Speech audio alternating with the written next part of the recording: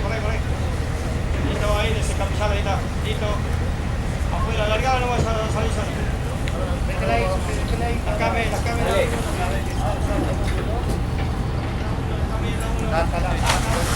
Mi nombre es Eduardo Santos Rodríguez.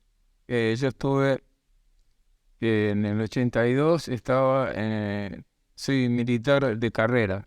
Era cabo primero en la corbeta Guerrico, la corbeta misilística antisubmarina, que tenía 89 hombres y medía 70 y casi 80 metros de largo. Bueno, ahí termina el combate. Todo esto que yo estoy contando tardó alrededor de 45, una hora, más o menos. Pero hasta que tuvieron control total, el combate empezó alrededor de las 11. Nosotros terminamos con la resistencia más grande, tipo 12 más o menos.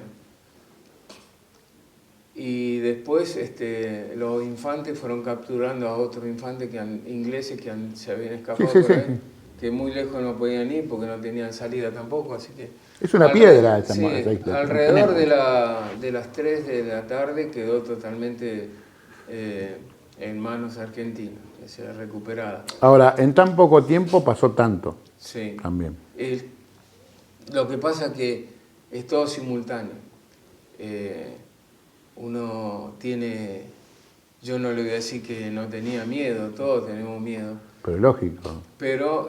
a mí me asustaría más una persona que no tiene miedo a nada. Claro. No hay, eso.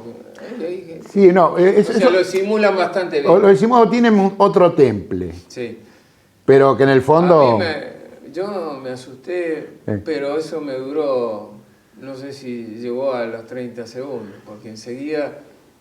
cuando empecé a escuchar los tiros y los cañonazos, digo, bueno, listo. Empecé a actuar como estaba preparado para hacerlo, claro. Así que, bueno, después nosotros salimos de la base, porque afuera, yo me olvidé de contar algo, sí. Había una fragata inglesa que trajo los 30 infantes de marina con armamento para defender esa posición. Y esa fragata quedó del otro lado de la isla, ¿no? Sí, señor. Entonces, como nosotros ya lo habíamos detectado, teníamos un calentamiento en los misiles, por eso es que era el peligro que si pegaba el bazucazo ahí... Chao corbeta. Chao corbeta, ni yo ni nadie se iba a salvar. Porque cuando hay una explosión arriba, hace así, y lo deja, vio como piso una latita de cerveza. ¿A la plasta? Ah, sí, la plasta. Claro, la onda... Hace así, porque la onda hace esto, sí. pero el estar así, arriba, hace así, agarra las cubiertas, la plasta. La plasta todo. No queda nadie. Bueno. Claro, sí, tuvieron un dios aparte. Sí. Fue la maniobra que también fue el profesionalismo. Convengamos que si el capitán del buque dijo, bueno, hagamos esta maniobra porque tenemos que reacomodarnos, porque el efecto sorpresa se perdió. Y dio la casualidad que no pegó la munición donde tenía que... para ellos tenía que haber pegado. Y lo bueno también fue que el piloto del helicóptero conocía muy bien el terreno. Y cuando fue a bajar se dio cuenta. Entonces, la alerta ya sabíamos nosotros que también había resistencia. Que entraba con más cuidado, pero no sabíamos que estaba del otro lado, también teníamos resistencia. Es que ellos tenían su inteligencia. Y sí sabían todo, tenían satélite. No se la tenían personal tenían personal no solamente en Chile, en propia Argentina. Tenían personal donde escuchaban servicio de inteligencia. Bueno, nosotros salimos de ahí y bueno, nos preparamos para entrar en combate con la corbeta. Porque en realidad nosotros, aparte de los agujeros que teníamos, no teníamos tanto daño en el armamento, nada más que un solo misil. Nos quedaban 3, todos los torpedos y todo el armamento en orden. Así que cuando salimos, detectamos que estaba la corbeta allá, pero no íbamos a enfrentarnos porque teníamos un solo motor. Entonces, O sea, que ustedes ya estaban más para un derrotero para volverse que para seguir combatiendo. Aparte, el comandante, ¿cómo es? El comando le dijo a la corbeta que se volviera. Claro. Y al transporte polar que suba a todos los heridos y a los prisioneros a bordo y que los trajera al continente. Y dejamos nosotros, porque el transporte polar también trajo 20 y pico de infantes con armamento y todo eso. Está bien, a ver, convengamos una cosa. Hacer todo ese viaje tampoco es que en el relato es algo breve, pero en realidad llevar todo ese personal desde la isla hasta continente lleva unos días. Sí, sí. Lo que pasa es que al transporte polar lo hicieron ir más que nada, porque después de esa tarea iba a ser buque hospital. Claro. Porque los buques de transporte polar, rompehielo, y ellos tienen quirófano, están preparados para todo tipo de contingencias. Vos imagínate que un buque que va a la Antártida y necesita tener todo puesto ahí. Claro. Entonces eso nos pintaron todo, lo prepararon para buques de británicos. Pues. Nosotros fuimos hasta las Islas de los Estados, más o menos otro mil y pico de millas marinas. Llegamos a la Isla de los Estados. Para llegar allá tuvimos que hacer una especie de una bandeja que caía el aceite del caño roto ahí y con una bombita la volvía circular, claro. Entonces como un bypassing. Mediante eso pudimos hacer funcionar otro motor y apurar el paso. Claro. Llegamos al Isla de los Estados, nos arreglaron mejor el caño ese y todo. Nos ataron, amuraron bien el misil para que no cayera y nos fuimos a Puerto Belgrano. En Puerto Belgrano estuvimos 24 horas, nos cambiaron la rampa del misil, lo pusieron todo en orden, sacaron el caño, nos taparon todos los agujeros. Me acuerdo de vio como unas remachadoras pop, pero tenían así, ¿no? Ya sabían las medidas. Pum, son justamente para esos contingentes. Son unos parches rápidos, digamos. Claro, nos taparon casi todo el mamparo, te reparan los mamparos. Ahí nomás. Está bien, salís hecho una curita, ¿no? Porque, claro. 24 horas más o menos ya estaba en condiciones y salimos al Teatro de Operaciones a Malvinas de vuelta. Que ahí quedamos como escolta del portaaviones. Claro, porque el portaaviones, mucha gente no lo cuenta, pero el portaaviones estuvo. Claro que estuvo. El 25 de mayo. Sí. El volcán Si era una pista alternativa, porque para atacar la flota vos no podías ir de frente. Vos tenías la flota acá, no podías ir así. Tenías que ir así. Claro, ir siempre dando rodeo. Lo que le hicieron a los portaaviones, al Hermes el primero, que lo atacaron en Pucará y vos mirás, cuando lo atacaron y vieron cómo atacaban, que lo averiaron al Hermes, sí, señor. La pista y uno de los ascensores, y bueno, los tipos dijeron, no, acá no podemos tener los portaaviones tan cerca. Claro. Así que lo sacaron a una distancia que fue lo que directo de un avión no llega. O sea, si llega, claro, no vuelve. Entonces, hice otra historia. Te lo vamos a dejar para el compañero de la fuerza. Sí. Así se hundió el Invencible. El Invencible. Y haciendo todo un giro. 2 veces cargaron combustible. Los reabastos que se hicieron en vuelo. Que ni se imaginaban que iban a atacar de lado de Sudáfrica. Encima, pero que ellos esperaban un sudafricano, lo sumo, no van a esperar. Pero lo que le quería aclarar algo muy importante. Conta. Porque yo dije que no podíamos hacer sufrirle bajas al enemigo. ¿Por qué?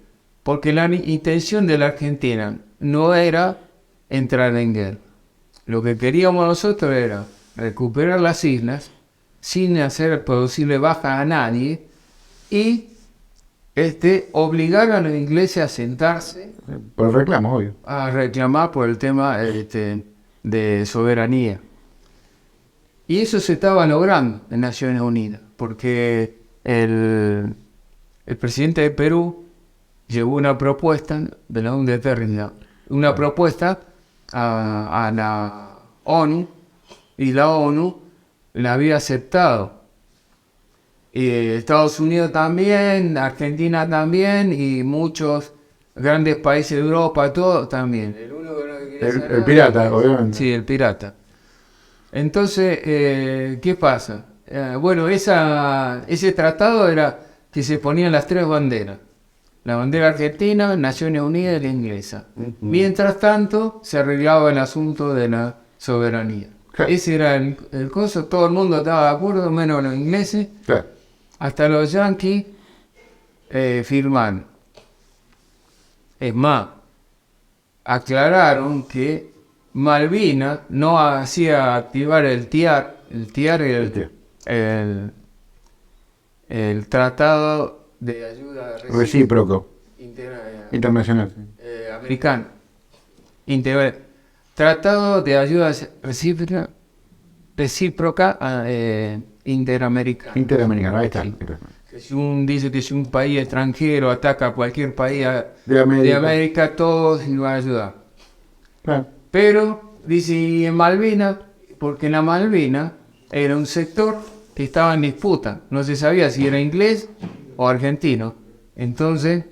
Más que obvio que era de acá. Pero bueno. Sí, pero no decía que era nuestro. Esa Claro. era la excusa. Porque si vos me decís, yo me cruzo el Río de la Plata, me tomo la Casiola y Londres, en vez de Montevideo, está enfrente, Claro. ponele, tenés algún derecho de reclamar, de pataleo. Vos estás en otro lado, Claro. planeta. Entonces, como que, ¿qué pataleo tenés? Ninguno. Claro, pero bueno, ellos, la excusa que no estaba clara la soberanía, por eso Estados Unidos no usó, y tampoco Inglaterra, que quería bombardear Buenos Aires, no sé qué cosa. Tiraban toda esa historia porque... No, que lo iban a hacer, Y seguramente... pero no hicieron. ¿Por qué? Porque los yanquis le dijeron, mira, si vos tirás un cohete En en Buenos una Aires, playa, es una tenemos que activar el TIAR. Claro. Y adiós. Y sí. No podemos hacer otra cosa. Atacar. Y sí, porque tenés Canadá, Estados Unidos, México, todo. Brasil mismo. Bueno, Brasil mismo, así todo, ayudó bastante a que no ocurrieran muchas cosas que pudieran haber pasado en el Río de la Plata. No, como- aparte Brasil, 2 aviones que llevó. Se los desarmó, sí. Lo hizo aterrizar ahí y no lo. No se lo devolvió después. Después, En, que terminó todo. en pedacitos. Claro. Pero se lo devolvió. Bueno, y Bueno, ni hablar como la Fuerza Aérea, bueno, de Perú. Claro. Mismo, vos lo nombraste. Sí. Nobleza obliga, hay que decirlo. Y bueno. Y después había otro problema, la ley de Stopper, que decía que si un territorio que un país ocupaba en otro país durante 150 años, sin que el país dueño Reclame. porque reclamo estaba todo, haya ido a habitarlo, Tenés aunque razón. sea un día. Sí. Entonces, pasaron los 150 años y listo, ese país era dueño, el invasor iba a ser dueño. O sea que las Malvinas iban a ser dueñas de Inglaterra el 1 de enero de 1983. Claro. O sea que los ingleses, todo el mundo sabía que Algo iba a pasar. iba a hacer Algo iba a ser. Sí. Lo que decían ellos que no, esto no se van a arriesgar que venga la flota inglesa. O sea, lo que ellos Yo pensaban creo- que nosotros no íbamos a tener el coraje de hacer. Claro, pero en esa época se hablaba de eso, porque obviamente era el desafío del militar, y que se va a poner, dejarlo por ahí. Pero era bueno que el famoso si quieren venir, qué sé yo. Pero la realidad es que había dos posturas. Había parte que decía, como decís vos, vaya uno a saber si viene. Y por otro lado había gente que decía, estos locos se van a venir. Que van a venir, nosotros sabíamos que iba a venir, por supuesto. No se iban a dejar mojar la oreja, menos los ingleses. Menos la flota. Claro. Y aparte, ellos pues por la OTAN, por todo, llevamos todo esto y Ya cuando está. no ven a aparecer. Estos rajan, se tiran las armas y ya está. Claro. Pero, bueno, por eso es que Y como la Thatcher no quería firmar, ¿qué hizo? Hundió el crucero General Belgrano. Claro. Que no estaba fuera de la exclusión que ellos mismos habían puesto, que estaba llegando a la zona de todos los estados, estaba navegando hacia afuera, inclusive el comandante del Honkenor, del submarino atómico, le dijo, señora, no puedo atacarlo, porque el buque se está yendo. Claro, no está entrando en conflicto, se está yendo. No está en conflicto. Nosotros pusimos una zona. Dice, yo no le pedí opiniones. Yo le estoy diciendo que hunda y que cause la mayor baja posible. Claro. Para la moral y todas esas cosas. Sí. Entonces por eso lo atacaron como lo atacaron. Lo atacaron con 2 torpedos por debajo. O sea, el buque, el submarino, hoy en día es como los barcos. Contra base de combustible o de agua, lo inclinan. Es como si usted tirara una antiaérea, pero en el mar, de abajo. Y le pegaron en la única parte que podía pegar un misil y hacerle daño al crucero, un torpedo. Pero es que ellos conocían el Belgrano. Ya ¿Cómo sí. que lo van a conocer si era parte de la flota? Claro. Entonces ahí murieron 323 personas. Un desastre. Increíble. Pero ¿Qué te dejó a vos la gesta? Haber ido. mira, yo la verdad que estuve muy orgulloso de haber defendido mi patria, hermana Malvina, que yo de chiquitito, nosotros antes teníamos historia, ahora no hay nada de historia, pero antes te contaban cómo fue y todo eso, y ahora no hay nada, pero yo estaba muy contento por eso. Después, cómo peleaban la gente. Viste el arrojo de la gente, ¿no? Cuando... Sí, era increíble. Bajo fuego los tipos iban a buscar a un herido, bajo fuego, cargaban las armas. Hay que estar, Impresionante. hay que estar. La gente que estuvo en el aeropuerto, lo bombardeaban día y noche. Entonces, bombas de 500 kilos, de 200. Lo que debe ser, yo por suerte no estuve ahí. No te tocó esa parte, pero estuviste en otra parte. Sí, en otra parte. pero- Porque todos van a contar la guerra porque esto sí fue una guerra. Su versión, o sea, su lugar. Lo que vivió. Claro, así yo, la verdad le digo honestamente, yo estaba dentro del barco, Sí. pero todo esto yo lo conozco, el relato que me dicen en base a que todo lo que me contaban la gente, el piloto, yo charlé con el piloto Del Puma. del Pumas en una radio, una antigua radio 10. Sí.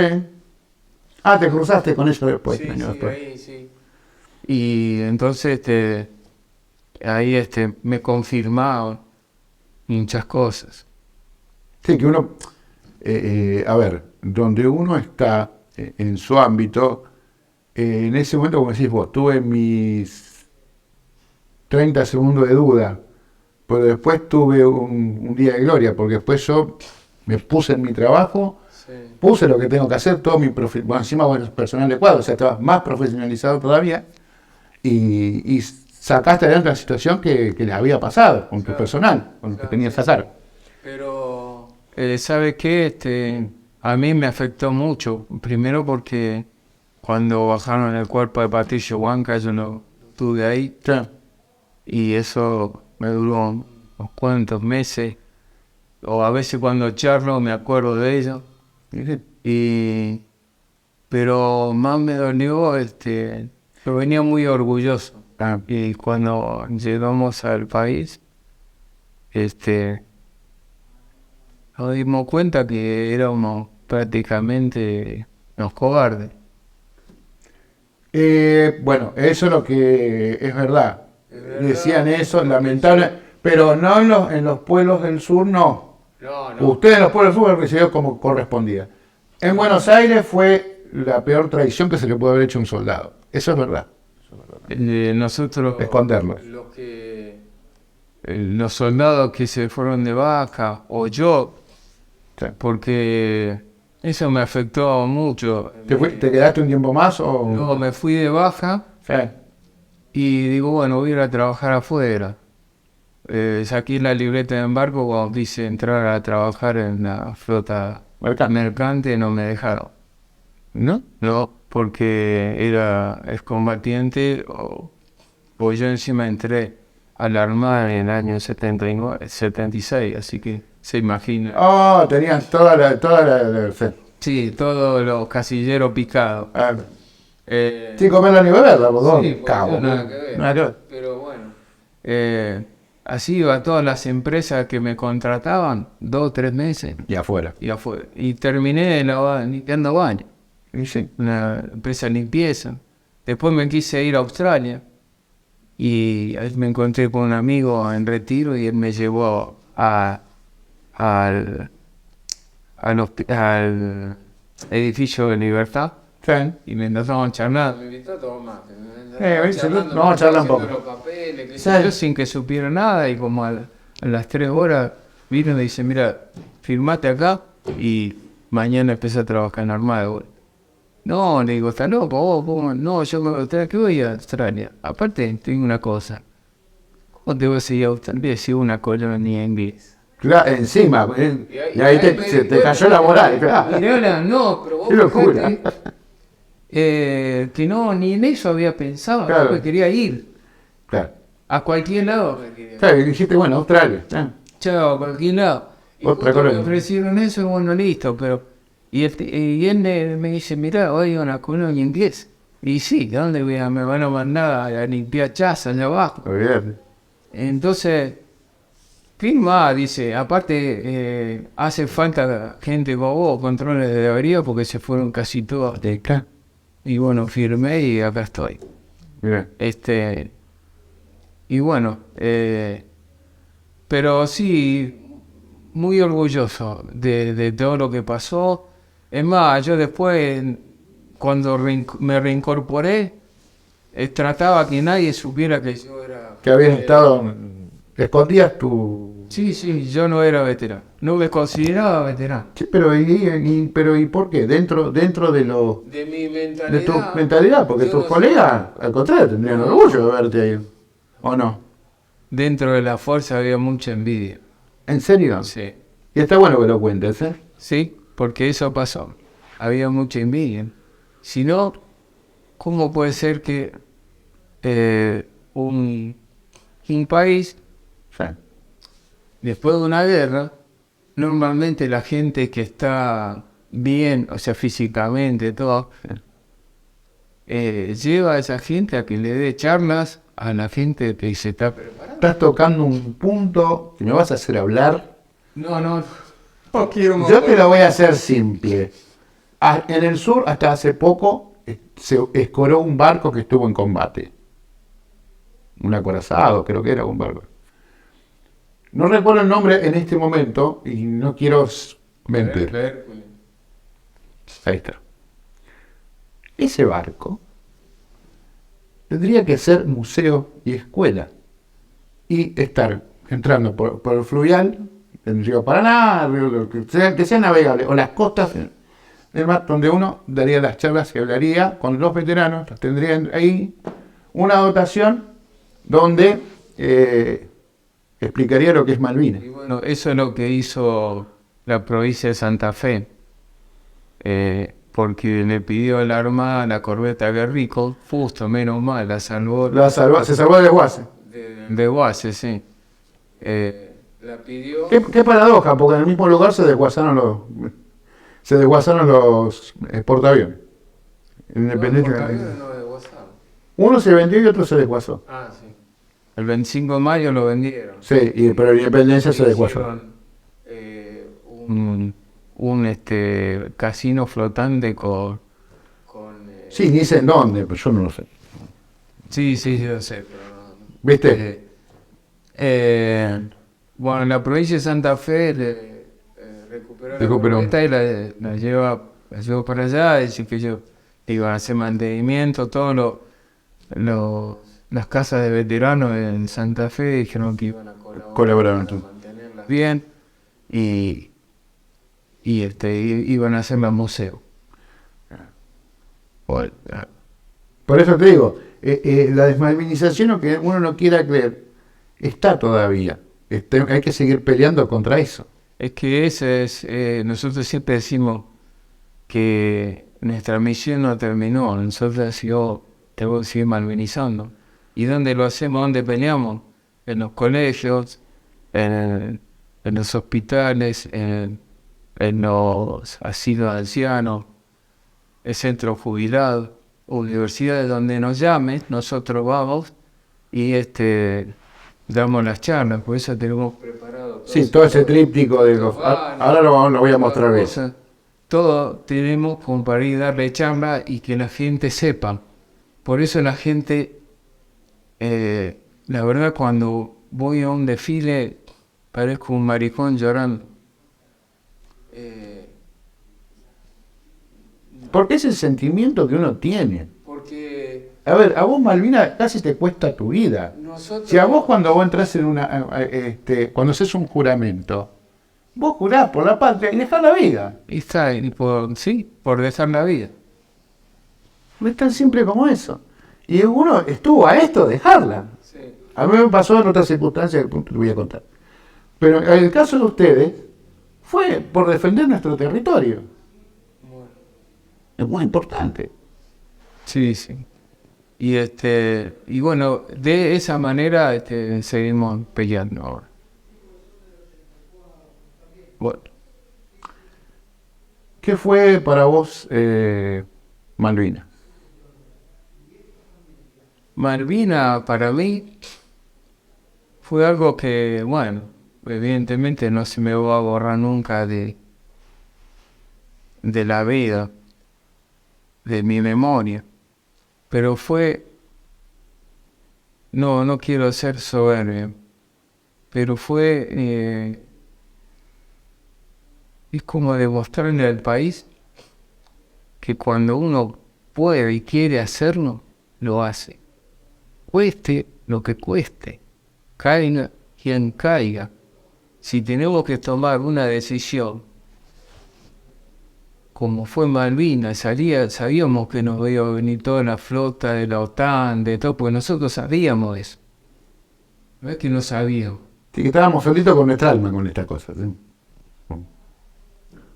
Que se nos iban a venir todos, hasta Chile, todo, que podíamos haber muerto todos, güey.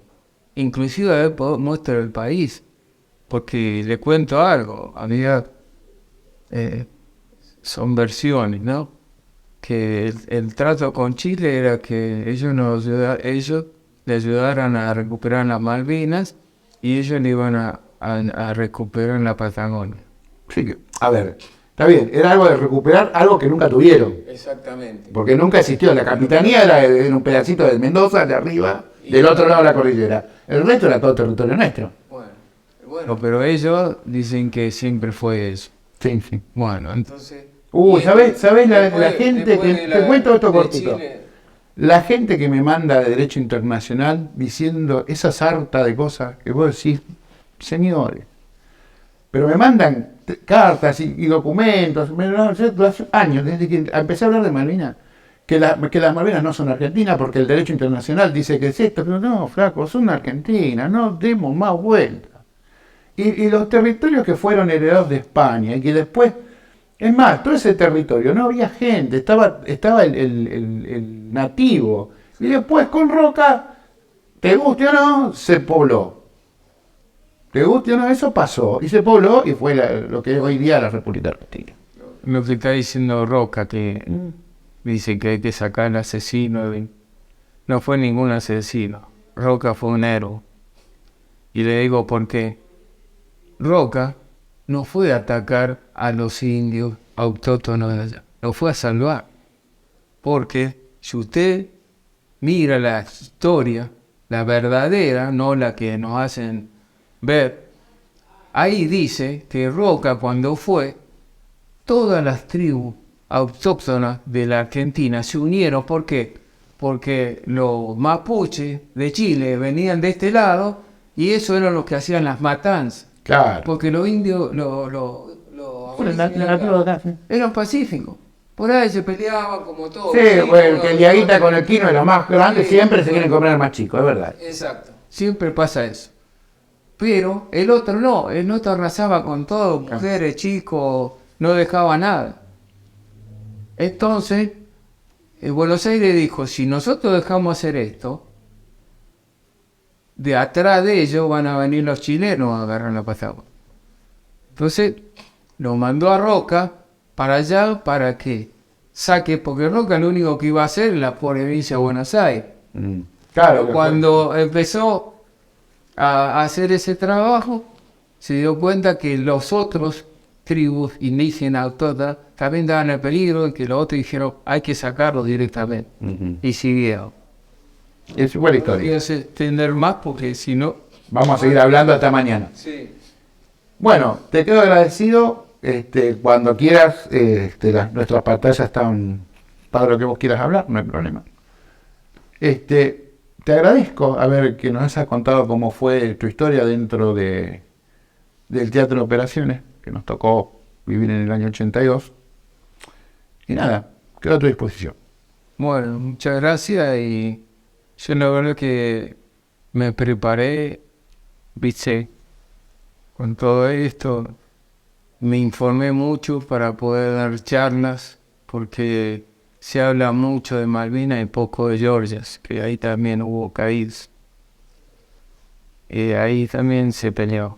Y bueno, hay que dar un poquito más de difusión para que la gente sepa.